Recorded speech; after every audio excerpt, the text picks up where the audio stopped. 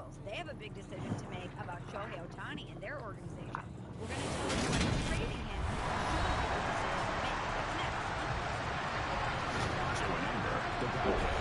We're back now at Acrisure Stadium on the North Shore of Pittsburgh. You haven't missed a thing as we're just about set for the opening kickoff. Channel 80, Joe and Amber is presented by Progressive Insurance. And we put out the word. We wanted to hear from you. 888-SAY-ESPN. That's 888-729-3776. We were just talking about Damian Lillard. A week's gone by since he requested a trade from Portland, and we were wondering if the reports that now he will not go anywhere else, he doesn't get dealt to Miami, the tweets that he had, do you like Damian Lillard less now than you did before he requested a trade? Jordan in South Carolina is on the line. Jordan, welcome to the show. Hey, everybody. How y'all doing? We're great, good. Thanks. Okay, good. No, I think I like him even more. I think he made a decision that's best for him. He's been more than loyal. I think as fans, we have to kind of keep in mind that we're influenced a lot by the media, good, bad, or whatever. Otherwise, think of how long we've heard that Dame want to win, how long he's going to stick around. And then all of a sudden, this narrative just changed. When you break up, there's no really pretty way to do it, especially when you getting yourself ready for work. So long, feelings are going to get hurt. And I think Portland has to do what's best for them, but also Dame's going to do what's best for him. What's the point of going somewhere that you're not going to be able to win? If I could lose, I'd rather just stay in Portland. So, of course, he want to go somewhere where he feel like he can make an impact, but also feel like he's just not riding alone to get to a championship. And I think that's his mindset. That's why it makes more sense to be Miami. He would be a good focal point, would fit right in, a good culture, and be able to get them over the top. That's a great call, Myron. And thank you for the call.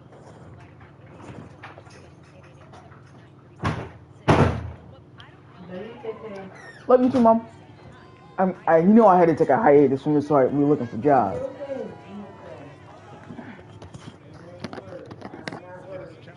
Thanks, Mom. I'm glad that I got confirmation from you.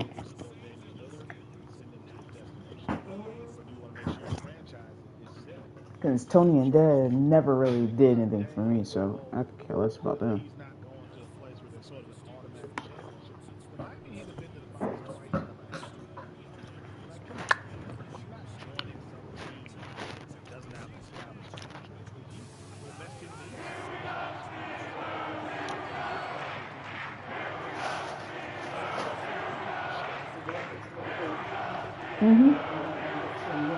Of course not. Do you like the way I cleaned up the kitchen too? I only do things for you to be appreciative. Exactly. That's why I don't mind doing chores.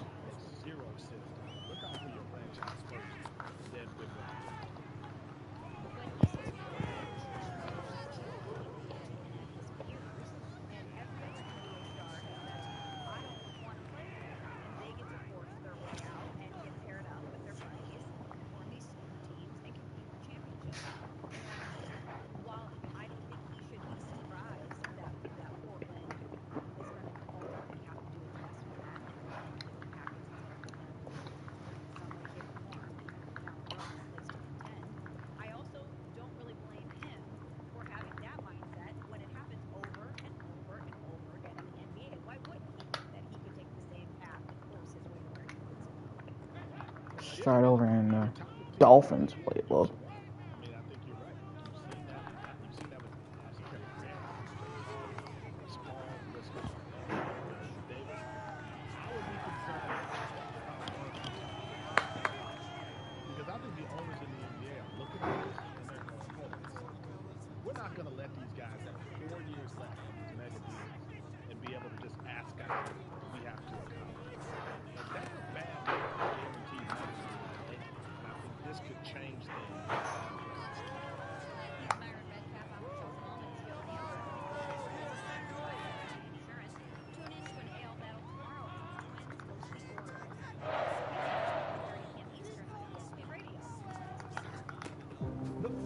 For Shohei Ohtani's free agency is going to start at $500 million. Ohtani with his major the season. Either you trade him and get something, or you let him go and get a mediocre draft pick.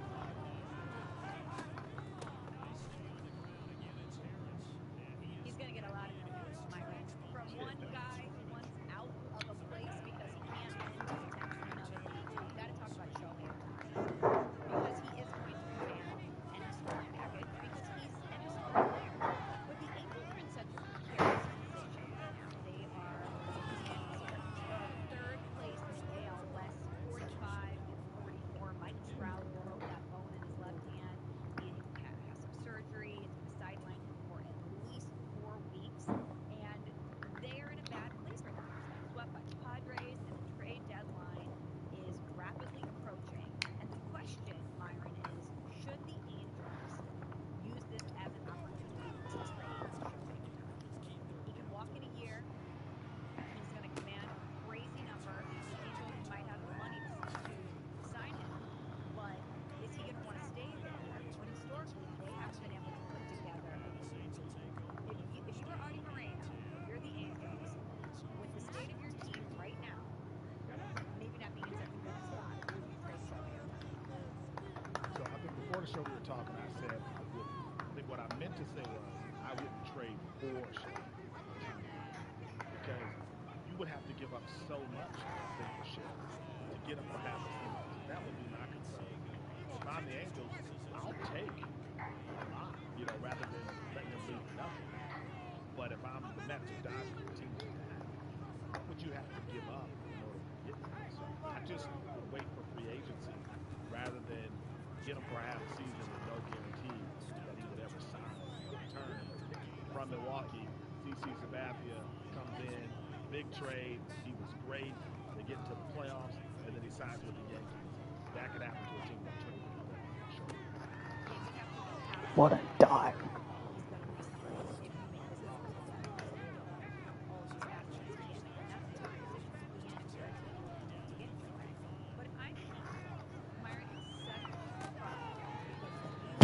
That was a bad throw on my part.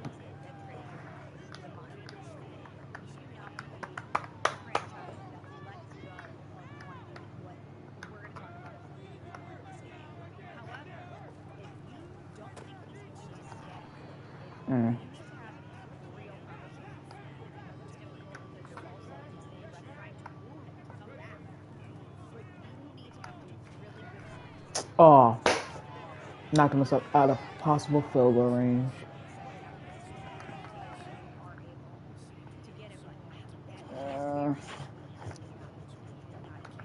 It's just the wind is blowing and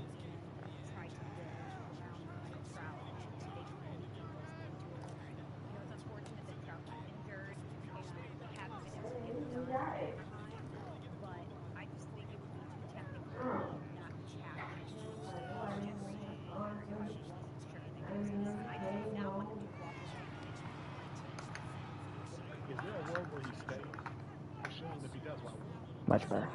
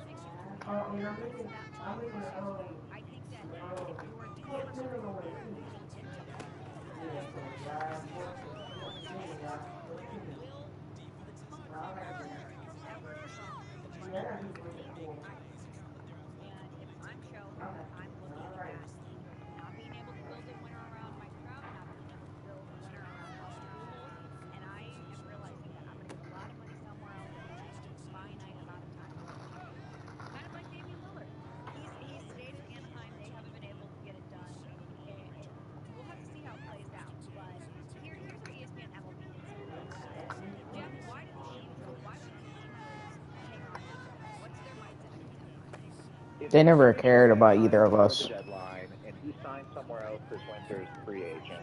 The Angels are going to get around the 70th pick in the draft. It's not a good pick. It doesn't have a ton of money for slot value. If they trade him, they will, in all likelihood, get one of the biggest hauls in baseball history, even though it would be for only 2 months of Ohtani. He's Myron Medcalf on the show.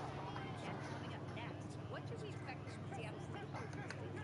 We're going to talk about it with Joe and Amber. Keep it here on ESPN Radio. Joe and Amber, the podcast.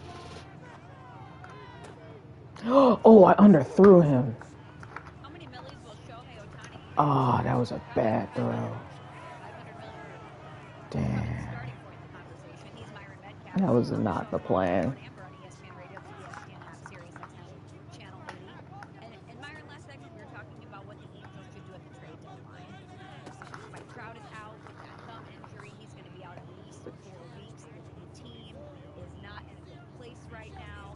They're still hoping that they can turn it around this season, and they want Shohei Ohtani to be a part of that.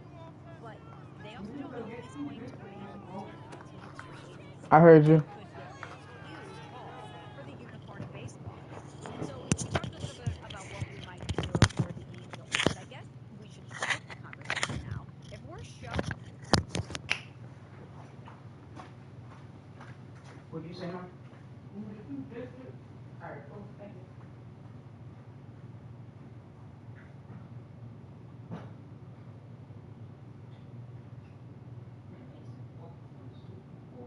Yes.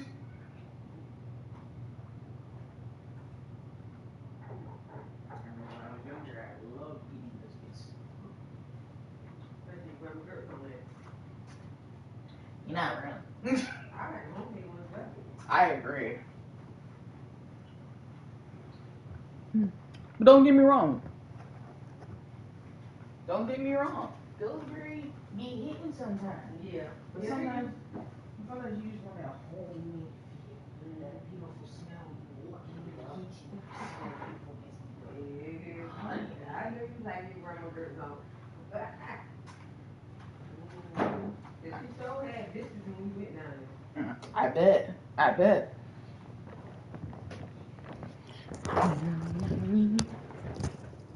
11. what's a better path for him? Because when you're looking at some of the teams that have tried to move him in the conversation, just because you go to a team that can afford you and that can give you 500 million plus doesn't mean that you're going to win. And so it's calculated risk on both sides. Yeah, it's okay. It's preseason. Calculated risk for Ohtani to stay or go based on his desire to win. I mean, it feels like there are really only a few teams that can even be serious about it. Both New York teams, I think, the Dodgers. So he's going to have to be a big city. Najee Harris with that filthy spin move. I almost hit sticked him, but. I think going through the same thing, so I don't know. I don't know enough about his thought process in terms of what he's looking for, other than 600. But in terms of winning, Mets don't guarantee. The Yankees already have a lot of big numbers on their rosters. They paid that 600 million. I just don't. These numbers sound. They don't sound reasonable to me. Shit. The biggest contract ever in all of sports is what we're looking at. I don't know who can afford it, but if you get a guy like that, it changes the spotlight on your franchise. We know Steve Cohen can afford it. We know the Reds can. They can afford anybody. They open up the checkbook to sign whoever they wanted. They're going to the NL East 41 and 46. The owners already had to have a presser to come out and say that he's sticking by the manager and the front office. Let's go, Ellis. Bye. So just because someone can afford him doesn't mean that they're going to win. And I just look at Flex on him, baby. it seems like on paper a no-brainer. He can pitch. He can hit monster home runs. He is a good He's a better team. He's a good Another long burp. We've seen these monster contracts. The back half of them never turn out well. That's a sunk cost. So you're basically paying 500 million plus in hopes that you can get at least one chance. I'm gonna text you at 12. Mm-hmm. You can turn the oven off, okay? All right, turn it over off at 12. What he does as he gets into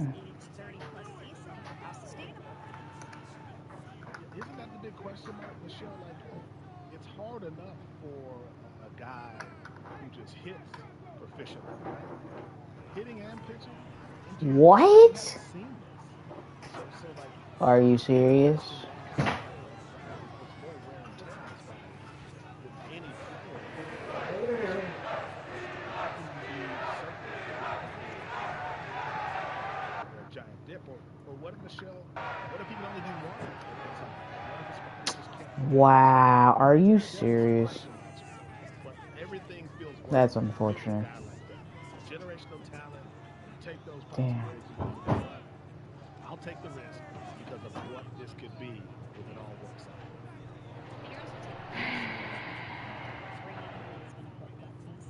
It's going to be, 100%. your merchandise sales are going to go through the roof, and even if it doesn't translate to Weird. a championship, and you and I ultimately pander it as a failure, you're going to generate money. So it's not as if it's not a smart business decision. And this guy doesn't just have award here. This is an international superstar. You're going to be generating money from all over the globe. It's preseason, so I don't really give a damn. And from the Angels, knowing what I could get from him, Byron, it is very hard to predict. You're a team that is not likely going to win this season. And as much as we all respect Mike Trout, health is still a question. You wonder how much Damn longer it. he'll be able to perform at this level. You don't know if he's going to return next season. The return package that you can get from him is insane. And sometimes I think you have to do, it's a calculated risk either way, like I said, but sometimes you got to do the unpopular thing. Yeah, punting is unpopular in Madden, but Is you it the gotta most do it. popular thing for them not to accommodate Damian Lillard after everything they've experienced in the organization? On the surface, you want to give him what he wants because he's beloved and he's your best friend and he's giving you everything he has. But it's not the best business decision for you. And I think that if I'm Anaheim, I don't know if the best business decision for me is to gamble on the fact that he could return. I think that's valid. And I think, to me, if you're the Angels and someone's willing to give you a bunch of prospects, quality players, picks in order to get Shohei for half the season, yes, I think you invest in it. Are you serious, Friar Mew? Without a guarantee price. Again, I bring up CeCe Sabathia and the Brewers. Fonweiler lasted, but it didn't have any long-term impact on the franchise because he left. So is it worth it for sort of that flash of lightning? The Mario basically just blasts his Nachi. Assets and prospects, unless I can have a conversation with Shohei and he tells me, listen, there's a good chance I'd be willing to stay here long term. If I don't have any long-term hopes with him, Michelle, I'm staying out of the Shohei Ohtani sweepstakes at the trade deadline. 888-SAY-ESPN, that's 888-729-3776 if you want to jump in on the conversation with Byron Metcalf and Michelle Smallwood himself. Let's go to Michael in LA. Michael, what do you have to say about Shohei?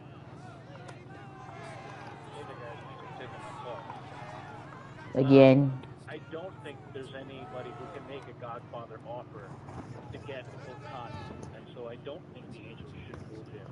And for all these guys to keep saying, well, why would Ohtani want to sign with the Angels? Well, everybody had to make the same offer to get him when he first came to the States. There was a maximum. They couldn't offer him anything more than that, and he chose the Angels. Nobody was predicting he was going to pick the Angels back then. So for everybody to say, well, there's no way he'd pick it now. Why would he pick it again now? It's like, well, he did it once. He can do it again. That's a good point, Michael. That is a really good point. And he has now spent time there, and as I shared earlier in the last segment, everybody I talked to in baseball, I believe I might have even interviewed Tim Kirkman, and he highlights the fact that Shohei's comfort is very important to him. He needs to play the ballpark. He loves pitching in Anaheim. He likes for lack of a better term, power he commands there. He can move freely. His agent is around all the time. They're very accommodating to him. All those things are really important to a player. And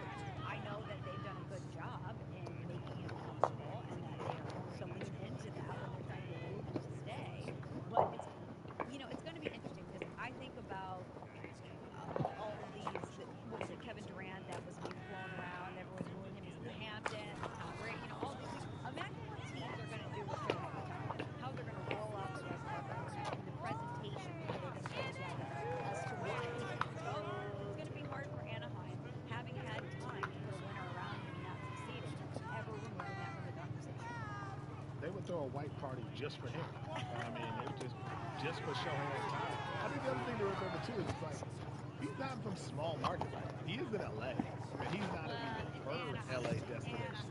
Yeah, but he's still in the market, right? So it's in the vicinity, right? So we'll see. It's a stone's throw. It is.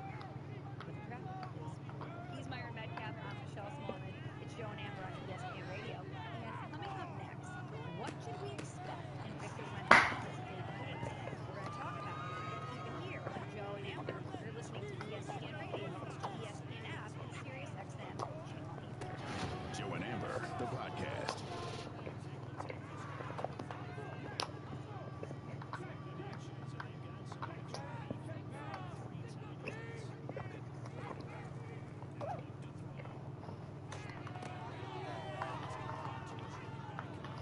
Damn.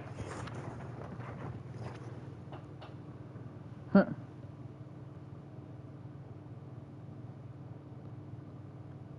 Are you shitting me?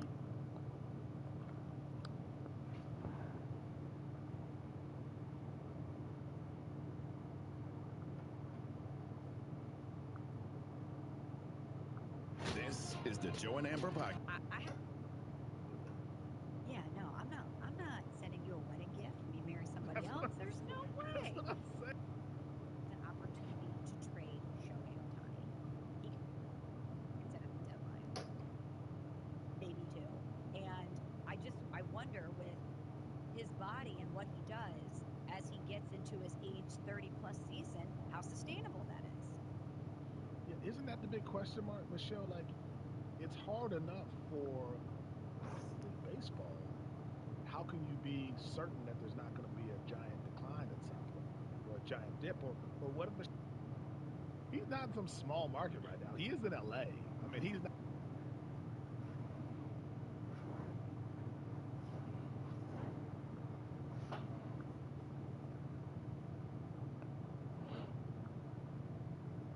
This is the Joe and Amber podcast. Alongside Myron Medcalf, I'm Michelle Smallman. It is Joe and Amber, ESPN Radio, the ESPN app, and SiriusXM Channel 80. And Myron, my partner, first things first, I have to ask you, based off that great open, do you have any hair decisions that you regret? When you go through the old photo book, do you ever look back at a hairstyle and you think, what was I thinking? Me, when I was 17 years old and I was stupid enough to decide to shave my damn eyebrows. I don't know what was I on? I was trying to like do what they did, and my hair didn't really do what Oh, theirs did. why did I love that? Yeah, 12 to 18 was rough. Like if you look at the pictures, you know, you can see that I was trying too hard. So probably that 6-year period. Okay. Yeah, for me it was bangs. I've done it a couple times. Okay. You know, Okay. I blame Anne Hathaway in The Devil Wears Prada. She rocked the bangs. She looked phenomenal. And I think so many girls in this country were like, yeah, we can do that. No. Terrible decision. It does not look good on every person. I got the splice right in the middle. They could not be tamed. It was a rough decision.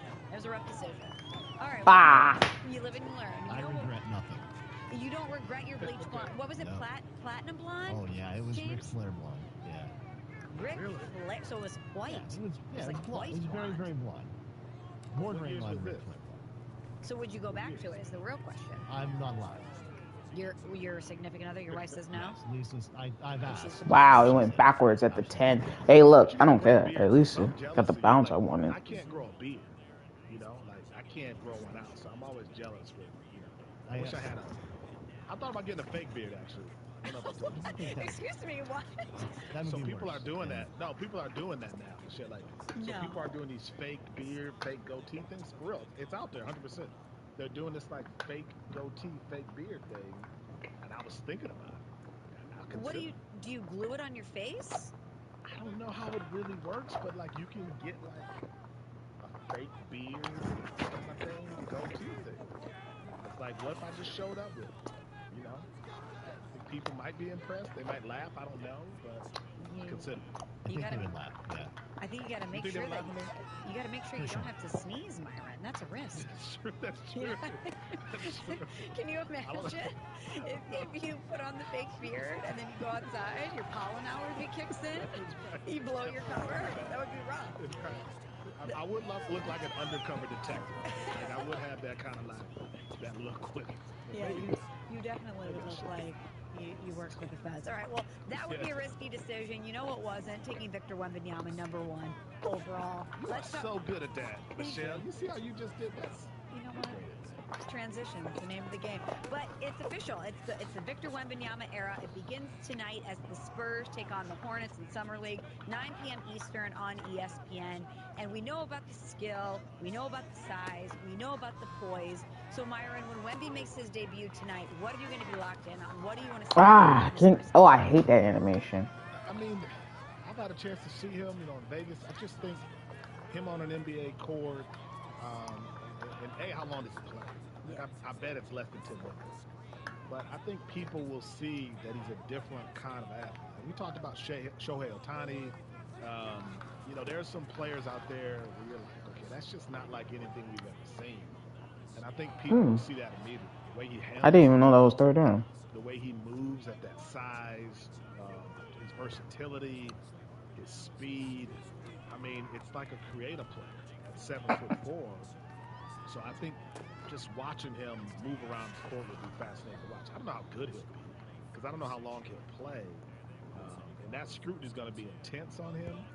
But I think people will see rather quickly, like, this is a guy who we have never seen in the NBA. And it's going to be fascinating to watch him.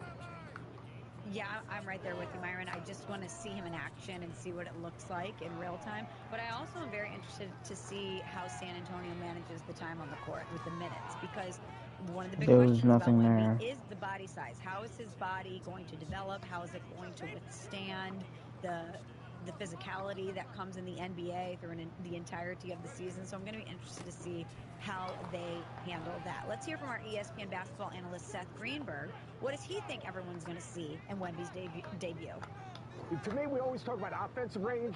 Victor's got defensive range. His ability to contest and protect the front of the rim. He blocks shots that others just can't block. His ability to contest on the perimeter, contest at the rim, to cover ground. He's almost like a cornerback that all of a sudden they ask that quarterback to make that pass and then jumps that route. That's his ability. His range, so his ability to cover ground, and then offensively, his skill set. He is not a low post player. He's a perimeter player. Think Ralph Sampson, think Kevin Durant. He's going to handle the ball. He's going to knock down threes. Hey, look, He's a willing passer, has a great feel for the game, can stretch the floor. He is a unique talent offensively and defensively, but his defensive range is what you'll see tonight. From a pure entertainment standpoint, Myron, how fun is this going to be? I mean, when's the last time you were this hyped to watch a Summer League game? I mean, maybe Zion, but I mean, this is different because at least we saw Zion in college. This is different. I saw pictures of kids lining up at 3 a.m. in Vegas to get into the building. They had their chairs, they had everything ready to go.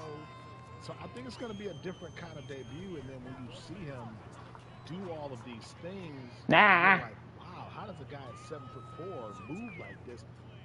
But it will take time for him to develop, So I don't know how much patience people will have. You look at Embiid, MVP, didn't play the first 3 years in the NBA. Oh, wow. Jokic is now a 2-time MVP and NBA champion. He should have been 3 times. They just gave it to Embiid because let's have a black guy win it. Because you don't want a white guy winning in 3 straight years. But they let Larry Bird win it 3 years in a row. Because he was him. But they didn't want to give it to Jokic and he was him. The motherfucker went and won a title. Embiid lost in the first round again. He's Myron Medcalf. I'm Michelle Smallman. You're listening to Joe and Amber, and it is let's rock, baby. Your family is well taken care of with life insurance. Protect your phones, laptops, and more with electronic. I didn't even notice that I knocked the ball out because I wasn't even paying attention, to be brutally honest.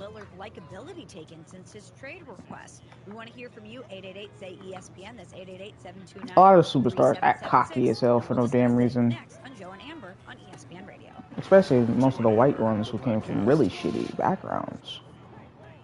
And people think, oh, white people have it easy. Not all white people did. A lot of white folks had a lot of their white superstars. Oh wow, what a dot! But yeah, a lot of white superstars. They had to deal with abusive friend households.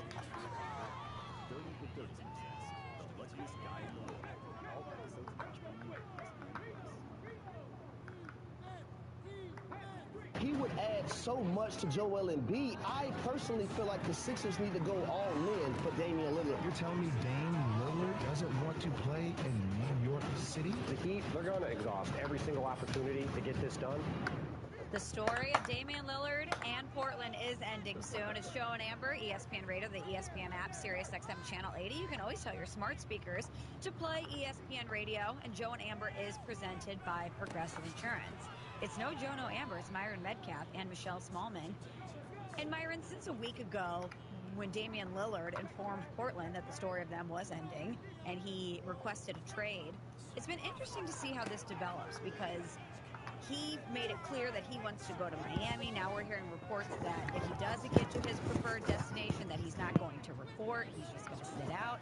And we're wondering, do you like Damian Lillard less now than you did before he requested a trade? 888-SAY-ESPN.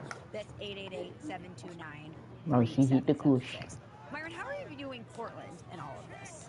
Because it seems to me like they're in a powerful position because they hold all the cards. Yes, Damian made sure to tell them where he wants to go, but they're the ones that are commanding the package for him. I think they're being smart. They're waiting to get the best of these. I think you have to be selfish in this one. Again, if you want to accommodate them, if they owe him, I think they should try to do right by him and try to accommodate him at their own expense. I'm not trading Dame and getting less than what I deserve. They're losing a franchise player in a small market. Michelle, you know how hard it is to find another franchise player. Like, organizations go decades without getting a guy like that when you're in a small market, especially in this climate where all the stars are going to 3 or 4 different cities and nowhere else. So I think if you're the Blazers, you got to say, okay, how do I get better? How do I rebuild? I don't care what Dame wants ahead of what I need for my team. So I think the Blazers are smart to be patient and to wait and not just rush to make Dame. Well, let's hear from our ESPN NBA insider, Brian Windhorst. Myron, he went on the 3 podcast with JJ Redick and talked about the Blazers' process with the Damian Lillard potential trade. The Blazers have been in a rebuild for 2 years. They just didn't tell anybody. You know that phenomenon, quiet quitting? They were quietly rebuilding. Now, last year, Dame got hurt, so it made more sense. They tanked last year. They gave Dame the extension, which they didn't have to do, but they gave it to him with no trade clause. So there was an inherent wink-wink.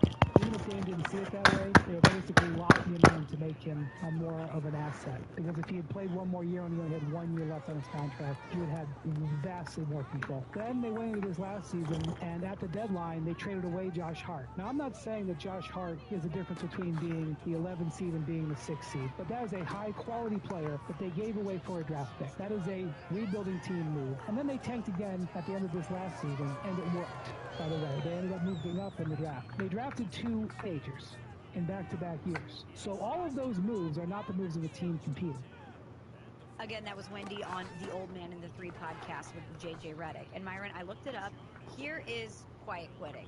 Quiet quitting, the term means you're not outright quitting your job, but you're quitting the idea of going above and beyond. You're still performing your duties, but you're no longer subscribing to the hustle culture mentality that work has to be your life. So Wendy's suggesting that for a while now, Portland has been in a quiet rebuild. Do you agree with that assessment? Yes. I agree that they've been trying to get young talent. Scoot Henderson was at the game that I saw against Victor Wembanyama. He's an incredible player. He's certainly been about the future. The problem with the whole having it's still got the momentum bar back. Even with a deal that has 4 years left on it, right? And also, if you wanted to trade him, let's say, this is a very restricted deal, Michelle. Damian Lillard turns 33 next week. July 15th will be 33 years old. Oh, wow. He's going to make $45 million this year. Get off me. He'll make 48 million. 25, 2026, he's going to make $58 million. He'll be 36 years old. 2026, 27, going into year 37 for him, or age 37, $63.2 million. Good This God. deal isn't really set up to be traded. I think whoever gets him, unless Miami wants him, has to be banking on the idea that there may be a decline, like most guys in their mid-30s, and you're going to owe him $58 or $63 million. So I still feel like Portland maybe has That was a toddy. but I think they were hoping that Damian Lillard would. The phone lines are blowing up. 888-SAY-ESPN. That's 888-729-3776. A lot of people want to join the conversation about Damian Lillard. Let's start with Harold in Memphis. Harold, welcome to Joe and Amber. What do you think about the Damian Lillard situation? Good evening. How y'all doing? We're great, thanks. First of all, I think as loyal as he's been to his team, Portland Trail Blazers, all these years, and watching them not build a championship culture around him, for him to ask for a trade request at this point, I don't think is tarnishing his legacy or anything. I do think the afterthoughts that are coming from his agent saying that possibly not even suit up for preseason or camp or whatever training camps for any team they send him to outside of Miami is making him look bad. He didn't put in the no trade clause when he signed that massive contract. When he got all that money, he did not make sure he had a no trade clause in there. Another thing is your co-host just said he thought that Portland was hoping that Damian stayed around. Their last two players they've really spent money and draft picks on were players that are guards. They went guard heavy and young on talent. I don't think keeping Damian Lillard was in their plan. I think they was in an all-out rebuild. All-out rebuild. Thanks for the call, Harold. Go ahead, Everything's Anthony Simons. He's talking about Shaedon Sharp and some of the young pieces they have now. Scoot Henderson. Yes, there were some young guards in the mix, but teams don't just surrender franchise players, especially when you had his best season of his career last year. Yeah, he literally set a franchise single-season record for most points in a season and points per game average. Do it to an ineligible player, so it would have been ineligible man downfield. Easy to unload a 33-year-old's 4-year, $200 million deal. Wait, More power if he had a year left. Damian Lillard is being had a 4-year deal about to kick in. Either way, the Blazers are moving towards the future. They hope Dan will be a part of it. He won't be a part of it.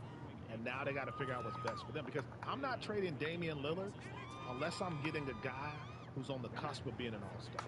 Like, I need a guy who's at that level in order to make a move on Damian. I always just, as well, think about being Joe Cronin's seat, as if it's 50, not hard 45-40, 35-30. A fresh GM, you're trying to Over get 100 what's yards. likely going to be a deal and a package that's going to define your tenure in that seat in Portland. And then you have Damian Lillard's agent calling around to prospective trade partners, warning against trading for his clients, saying that if you go out and acquire him, he's going to be unhappy because he only wants to go to Miami. It's a tough enough job anyway, and now you have his agent out there working against you. It's a rough spot to be in. Let's take another call on Damian Lillard. Mike in Manhattan. Welcome to the show, Mike. What do you have to say? Yeah, what's up? Yeah, to me, I just think this is gamesmanship by his agent, who's doing a good job of that. He has one of the best agents in Goodwin. So Dame, we know, is an ultimate professional. He's not the cancer like Kyrie or even Harden. So wherever he goes, you know he'll show up, and he's going to be a professional. So I just think this is his agent's way of trying to get a Miami. But ultimately, if you're the Blazers, you got to do what's best for the franchise, and that means sending them to Philly. If Philly's going to move on, if I'm Philly, if they can get Maxey, I'll take Maxey, because that kid is an ascending stud and a superstar in the league. And Portland already showed they're moving on from Dame. The minute they moved on from McCollum, who were their two franchise players with Dame Lillard a couple years ago, then they traded off a couple other parts. Away players involved in touchdowns to take it into the zone. That means Kamara. That means Taysom. That means Toxie. All in the zone. Let's go.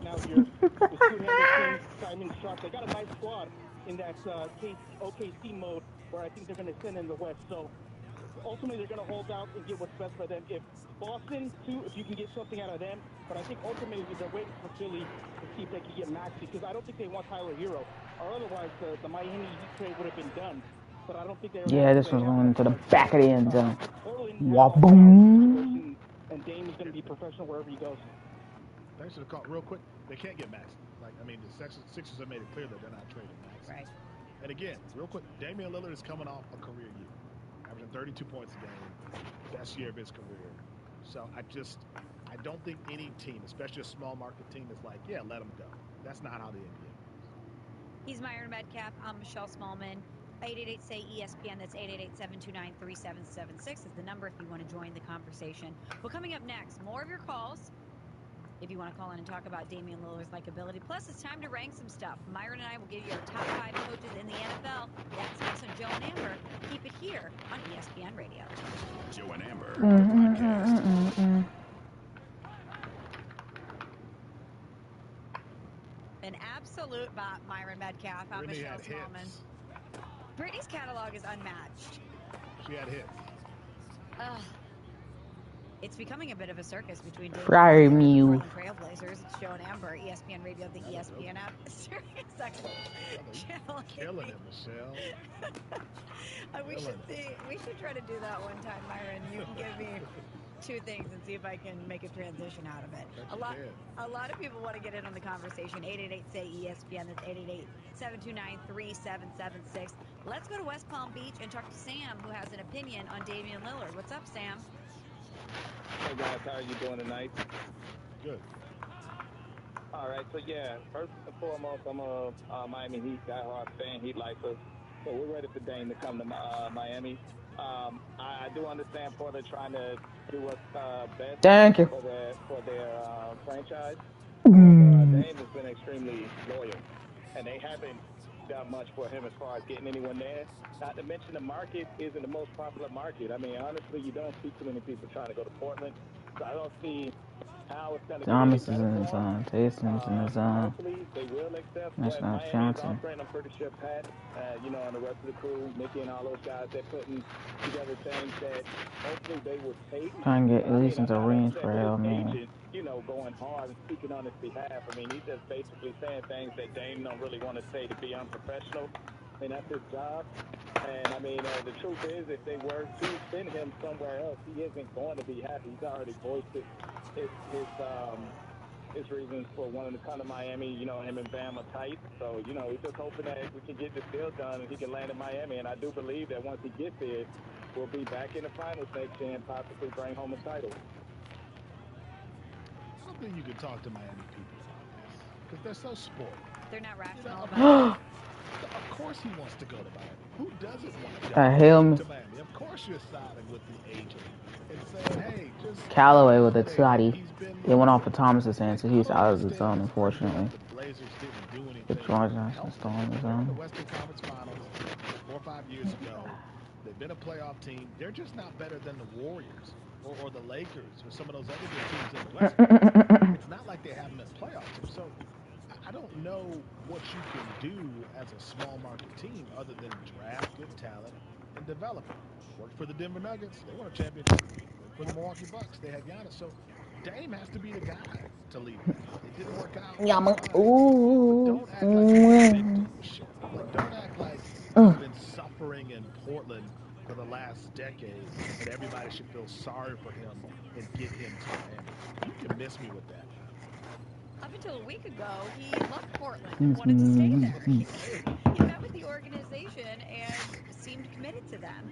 He has talked ad nauseum about how much he loves Portland, how he and his family are so entrenched in the community, and how he loves the Blazers organization. So, yeah, I'm with you on that. But, Myron, I used to be a big Frank Ocean fan, but then I went to Coachella to see him. It did not end well. That was a weird show. It was... I want my money back, Frank, okay? I want my money back. But he has a great line in one of his songs that he sees both sides of the Chanel. And I see both sides of this. I actually see both sides. We're talking triple C's. I see where Portland is at. I see how they want to get the best possible package that they can for Dame. I see his side, that he wants to win a championship, and I see the agent side. If I'm the agent, Thomas is yes, I'm in still Damian on. Lillard's employ. I am doing whatever I can so that he gets what he wants, because that is the only thing that I'm paid to do, is for him to be happy and to get to a place where he is content and he can win. So it's an Get interesting Thomas conversation to have, involved. I because get every Kamara. lane here, the people are doing the right thing, but there's not going to be a compromise. One side inevitably is going to be unhappy when this whole thing gets shaken out. Yeah, you're right. I mean, you can't make everybody happy. I do think, though, Dame has been very careful about his reputation. I do think that matters a lot to him. And his connection to Portland is bigger than basketball. He's got youth organizations. His family members have businesses all across that city. Like, Damian Lillard is bigger than the sport. And there is a connection to those fans that will live on beyond whatever happens here. Dame's got to think about that day when he comes back to Portland, when they retire his number in Jersey and they introduce his statue, and what that relationship is going to be like. You don't want there to be hard feelings because of what's going to happen in these next couple of weeks. That's where I think the agent Sorry, went a Thomas. little too far. Everybody knows Dame wants to go to Miami. Every superstar in his position over the last decade has gotten what they wanted. He'll go to Miami. Just let it all play out instead of making threats. When I hear he's going to be unhappy, Michelle, like, what does that mean? Everybody's going to be Okay, sitting fine. at the table, and Damian Lillard's going to take his lunch and go to another table if you trade him to the Knicks? Like, what do you mean unhappy? I just don't understand it. He's not going to report and get $45 million? Come on, everybody. Stop being ridiculous. Let the process play out, and stop making it seem like Dame is some victim. He's Myron Metcalf. I'm Michelle Smallman. It's Joe and Amber, and Joe and Amber is presented by Progressive Insurance. Speaking of unhappy, we're about to make some fan bases unhappy, because it's time to rank our top 5 NFL coaches. That's going to be easy. So badly wants to bring Super Bowl here to Buffalo. Herbert rolling right, throws, touchdown. The top 5 NFL fan bases. We're ranking the top of everything in the NFL. This is ESPN Radio's Rank 'em, the top 5 head coaches. Number 5. All right, Myron. So let's go. Yeah, he hasn't coached this team yet. So people might say, how can you put him on the list? But Sean Payton's number 5 right now for me. I'm sure he'll move up higher on the list as time goes on. What he'll end up doing with the Denver Broncos and fixing Russell Wilson if he can be fixed. But because he's had some time off, I'm putting Sean Payton at number 5. But that's only because of inactivity, not because of what I think of him. Number 4. Are you going to respond to that? How do we do it? You know what? Why don't you roll through them all? I'll take roll some through notes, and then I'll have my comments at the end. So here's the weird one. I got Mike Tomlin. And here's the thing. I understand that Mike Tomlin could be on the hot seat. I understand that every year we're going, what are the Rooney's going to do? He was like MacGyver last year. Why did he not finish below 500? Yeah, that's a good question. Yeah, that's a good question. Is what a coach is. What can you do when you don't have all the star pieces? He's in a crazy division, and somehow he doesn't finish with a really bad record, or it could have been a lot worse. I actually think they were 8-9, but it could have been 4 wins for those Steelers. I wouldn't have said 4 wins. I would have said 6, because they would have swept the Browns. Number 3 for me is Sean McDermott. Everybody knows what he's done in Buffalo. I mean, they got to figure out this Devon Diggs situation. Feels like that could be drama that lasts throughout the season. All 3 of mine was on now. I think they're Damn. right there. This could be their year to win a Super Bowl. They got a big stadium coming. I just think Sean McDermott has been an incredible coach. That's Building that team animal. to what it is right now. You got to give him Number 2. Number 2's interesting because I kept on sort of on possibilities, but even though he didn't have a great year last year, thought about retirement, Sean McVay's still number 2. I mean, that's still a guy who a couple years ago was Super Bowl champ. He was a guy who really came in and changed that organization. I think you have to put him at number 2. Number 1. I love Bill Belichick, and he should be on any top 5 list. I don't know lately in the post-Tom Brady era. Matthew and that guy right now. a lot of them knocked out of the zone. Coach in the NFL. It's not just Patrick Mahomes. It's not just all the talent they have. It's the number one coach in the NFL, which is wow. Okay, so to recap, Myron Metcalf's ESPN Radio rank them top 5 coaches in the NFL. Sean Payton checking in at number 5, Mike Tomlin number 4, Sean McDermott number 3, Sean McVay number 2, and Andy Reid number 1. Great number 1 pick, by the way. Great number 1. A lot of Sean. A lot of Sean. Yeah. A lot of 4. Are these randomly all 4-letter first names? Sean, Mike, Sean, Andy? You know, Myron, I like your list. I think there's a couple omissions. Thank you. That we need Listen to again. discuss. 20, 25, 30, 35, 40, 45, 50, 45, 40, 35, 30, 25, 20, 15, 10, 5. Yes, ma'am. Was it Tom Brady? How much was it Bill Belichick? Yes, ma'am. Takes it all the way home for a 75-yard pick 6. You're welcome. To seal the deal. 81 yards officially. But, you know, I don't know that we've seen that in the Mac Jones era necessarily. You know, so that's not me saying he's like still a great coach. But I think the 5 guys I have on the list right now as coaches, I would put above them. If you told me I was starting a team, I'm taking these 5 guys over Belichick. Another name I'm going to throw out into the discussion, Kyle Shanahan. What? Works, Kyle Shanahan's not a good coach. Get out of here with that. And we can get the job done. His teams can never win in the playoffs.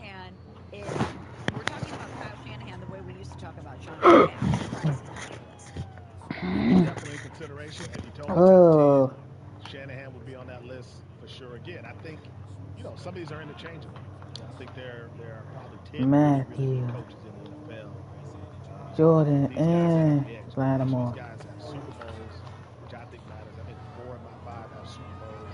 And then there's Sean McDermott, who could win one this year. So I think that certainly matters.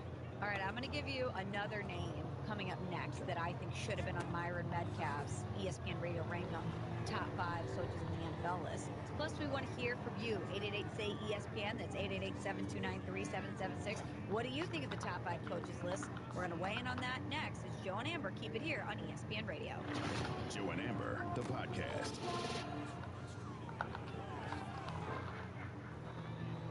Expected. The people are angry. They're angry with my partner here tonight, Myron Metcalf. I'm Michelle Smallman. It's Joe and Amber, ESPN Radio, the ESPN. Oh, Friar Muse is left open. Joe and Amber is presented by Progressive Insurance. And Myron Metcalf just Cool gave boy. his ESPN Radio rank them top 5 NFL head coaches. The list is as follows. Sean Payton, Mike Tomlin, Sean McDermott, Sean McVay, checking in at number 1, Andy Reid. I think most people probably don't have a problem with that. But the phone lines have lit up. 888-SAY-ESPN. That's 888-729-3776. Let's get to Leo in Ohio. Leo, what did you want to say about Myron's list? Well, I love the Andy Reid pick at 1. I do criticize Sean McVay a little bit, but I like his respect. I think I'd probably put him on Sean Payton now just because he proved a lot. I mean, obviously won a Super Bowl, but I think that right now, going into his first year, that I think I would rather. Well, there's a pass play, so he doesn't lose his X factor. I put Shanahan there at 2 above those other guys. I think anyone has. I mean, Jimmy G. Out of bounds, he's out of his zone. Damn it.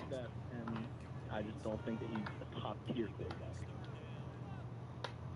That's fair. Yeah, Shanahan, I mean, certainly could have a spot. You know, he's been a great coach. I mean, I got 5 spots, you know. And I think the thing about Sean Payton is, I think Sean Payton, I mean, he left on his own. It's not like he got fired, you know, he decided to leave. I think he's still generally a coach. Hey, I respect the disagreements, Michelle. I respect the disagreements too, which is why I'm going to throw another one at you. Where is Doug Peterson on this list? Good question. He won a Super Bowl. He took what was a big, giant mess in Jacksonville and turned it Damn it, around Johnson's in on short his own order too. and Fuck. put Trevor Lawrence right back on track. I think Doug Peterson was not really at fault in the big disaster in Philly. That was a power struggle between the front office and the quarterback, and poor Dougie P and his great lettuce got caught in the middle. And I think he's proving what a Are great you head coach he fucking is for serious? Jacksonville. Strong consideration. Him, Shanahan. There have been some other guys. Zach Taylor, Minnesota. Kevin Connor's been a good coach. Really, guys? There have been some good names. Really? Again, 4 of my guys got Super Bowl. And the 5th guy, Sean McDermott, I think could win one this year. So one guy who's won a Super Bowl, it's been a minute, but you know, we're having this conversation. I think his name needs to be brought to the table. I want to know if you considered Pete Carroll. Was he even in consideration for your top 5? I mean, top 10. So I think here's the other thing, right? Pete Carroll is from that throwback era of being more of a game manager. You know, like I don't know that he wasn't really running the offense or defense. He's just a really, really good game manager, which that means something. But in terms of coaches, if you told me clutch moment, who do I want on the sidelines running my team? I don't know if it's the guy who should have run the ball. 30, 25, 20, 15, 10, Well, let's 5, bring in some touchdown. reinforcements here. Mordecai and Crowley. Mordecai, who do you think should have been added to the list? Yeah, hey folks, how you doing? Myron, oh man, I'm so totally disappointed in you and this list. Oh, Pete Carroll, it's got to be Pete Carroll. How could you possibly have Sean Payton on this list before Pete Carroll in favor of I just don't even know what to say. I'm stumbling over my words because I know it's got to be Pete Carroll in there. Pete Carroll should at least be second. I would put Pete Carroll number 1. I would put, if anything, it's got to be longevity. If anything, and you're talking about him not being a game manager. Come on, Pete Carroll. I mean, Pete Carroll is a fantastic coach. He's got longevity. He coached well at USC. I mean, Pete Carroll has got to be on your list. Pete Carroll has got to be on anybody's list. Oh, listen. I respect it. I understand the Pete Carroll love, and again, this is my 5. So it's not me saying that those guys aren't great coaches. It's just my 5 guys. Andy Reid, we know what he's done. He has the best team. James Steele is a huge Chiefs fan. He's a cocky Chiefs fan too.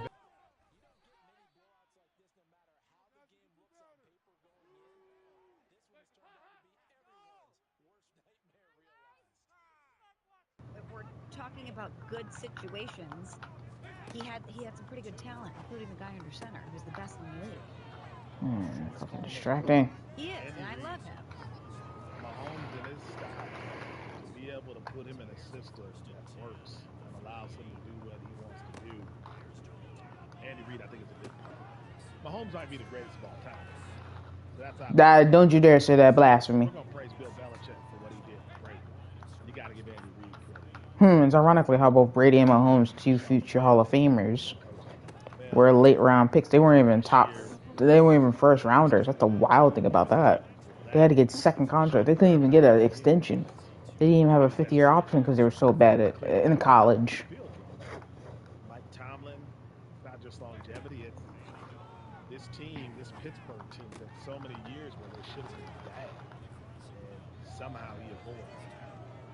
And then I think Sean Payton again. Everybody's been knocked out of the zone, unfortunately. Took a break, but I don't think that changes his status.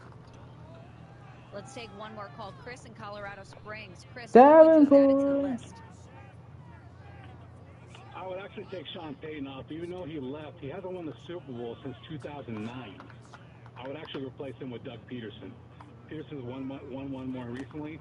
Yeah, but that was 6 years ago. I think he's a better coach right now because Sean Payton hasn't won anything for 14 years. I mean, I guess if that's how you want to look at it, I still. Good job, Davenport. Good job. Teams that's been consistency, and he was a big part of why that franchise became one of the powerhouses in the NFL. And he's a big reason why the Walmart family gave him $1 gazillion to try to restore Denver. There's a reason. About 5. That's all. How fun was that for you to have all the callers come in and have me Tell me I gang up was with them terrible. and pick it apart? It was like when I had that haircut from like age 12 to 18.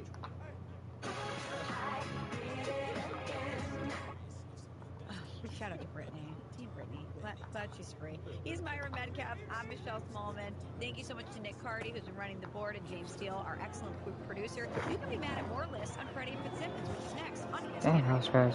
This has been the Joe and Amber Podcast. You can listen to Joe and Amber live, weeknights from 7 to 9 p.m. Eastern. Plus, you can listen on the ESPN app, Sirius XM Channel 80, or on your smart speaker. Joe and Amber, the podcast.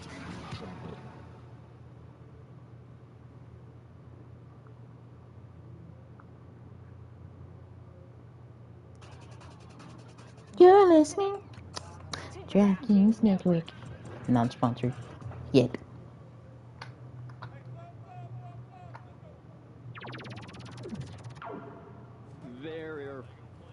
I think there are a few things more terrifying Oh my God. than Chris Cody counting you down into a live. Why did it do that? We're gonna get better though. It's long. The counts are different though. You did a 45, a 15, a 30, a 15, and then another like 20 Another it felt sack. like. And somehow Great. your first words were worse than all of it. So this is where I have to be. I've been waiting for you, Bob. I know. This is where I have to be super transparent. Dan is worried about all of this. Okay. Dan has texted me. Quote, you and David will have to make a game plan to make it seem like regular show, comma, especially first day. And that's how we started. Well, it already feels like regular show because I screwed up. So here we are. So wait, this is also where we have to officially establish that Chris Cody is running things right now. Jess, Tony, David, that's our captain now. I'm pointing at Chris. I could tell that there was going to be a difference.